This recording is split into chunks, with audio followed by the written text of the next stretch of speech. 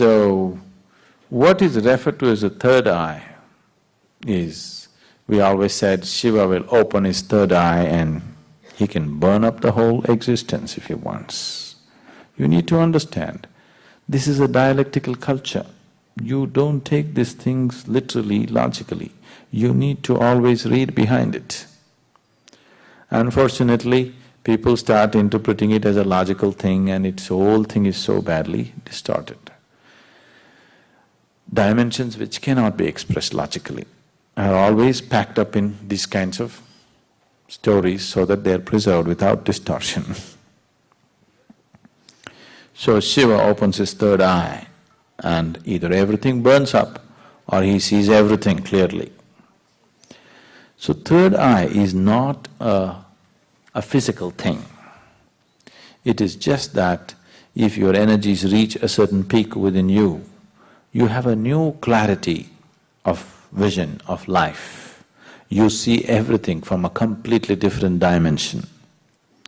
So you start seeing things, it's an inner eye, we say. We can say you can turn it inward or outward, whichever way you turn it.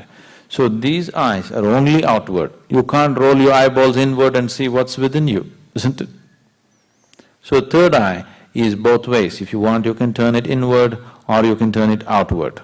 Whichever way, you are seeing life beyond the normal limitations of your perception. Your perception has risen beyond the physical. That is the third eye. Why is it connected to a particular spot in your body? Among the seven chakras, the sixth dimension is called as Agna.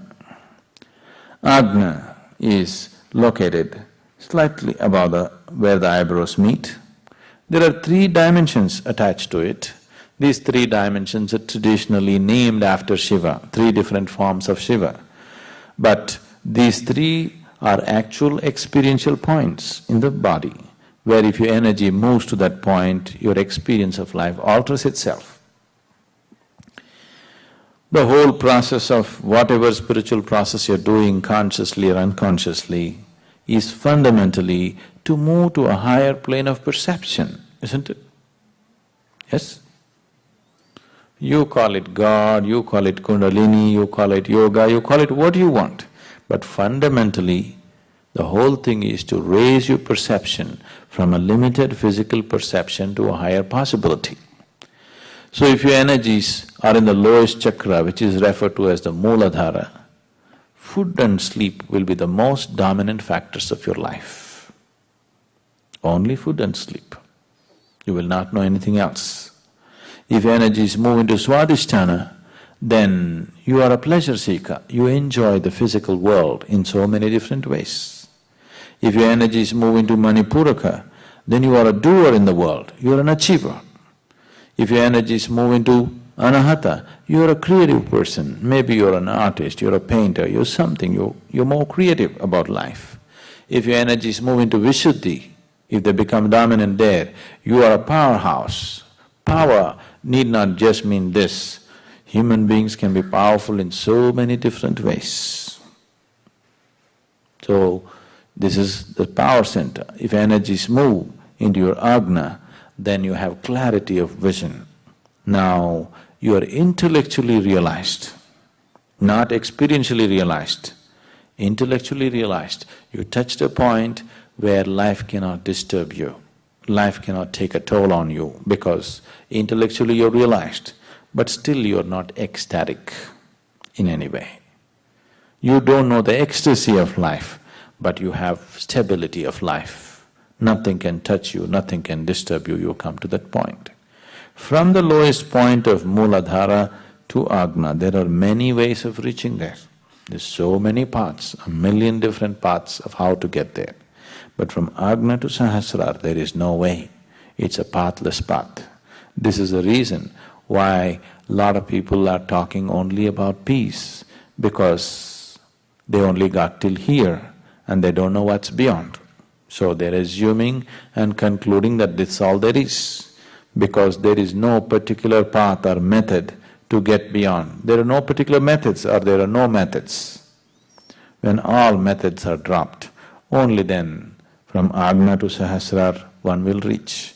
If your energies touch your Sahasrara, the topmost chakra, you will become ecstatic like for no reason. Simply you're ecstatic. You don't need any external stimulus. You will see those of you who come to the Bhava Spandana, simply ecstatic. Nothing is happening. Nobody is telling you beautiful things, nor did you win a lottery, nothing. Simply you're ecstatic, just glowing like that, because your energies have hit the Sahasrara. So from here to here, there is no journey. So when you come here, if you can turn this third eye inward, only then you see that there is no way, the only way is to jump. To jump into total emptiness, either you must be crazy or you must have absolute trust in somebody else's word. These are only two ways you can jump into nothingness, isn't it? Either you must be crazy, that you don't care what happens to you, or you have so much trust in somebody, if he says jump, you will anyway jump. These are only two ways. So, the third eye is something that gives you a total clarity of how things are, how life processes. When I say life, don't think of life in terms of waking up in the morning, eating, going to the party, not that life. Fundamental life, life as you, life as an entity, life as a basis of existence right now. Once you have a clear vision of this, then the way you function and the way you conduct your life is very, very different. So once your third eye opens, it is not that this is going to split and open up, your perception has risen beyond the physical. You have started seeing that which is beyond the physical. You know, have you heard about those schools and they have them blind so that they develop this ability to do remote viewing and… No, those schools are fundamentally trying to develop the intuitive nature of the mind. But I am not talking about the mind when I say the third eye. See, mind is capable of fantastic things by itself. You have not explored even a small percentage of the mind's capabilities. Human beings have not explored even a very small capabilities of the mind. What they're trying to do by closing off the eyes for a certain period is to develop an intuitive mind. See, for example, a person who is visually handicapped, his sense of the other four senses are very high, isn't it? Have you noticed this? Their capability is so uncanny about how they hear things, how they know things just by the direction of the sound is so uncanny. So that is about heightening a certain aspect of the mind so that they become intuitive. That's a different dimension. If even in India, people who want to train in astrology, people who want to train in predicting other people's lives and things, they shut their eyes off for long periods so that they learn to use their mind in a particular way. When I say third eye, we are not talking about the mind at all. It doesn't involve the normal process of the mind. It's a different dimension by itself. For more on Sadhguru, visit www.ishafoundation.org.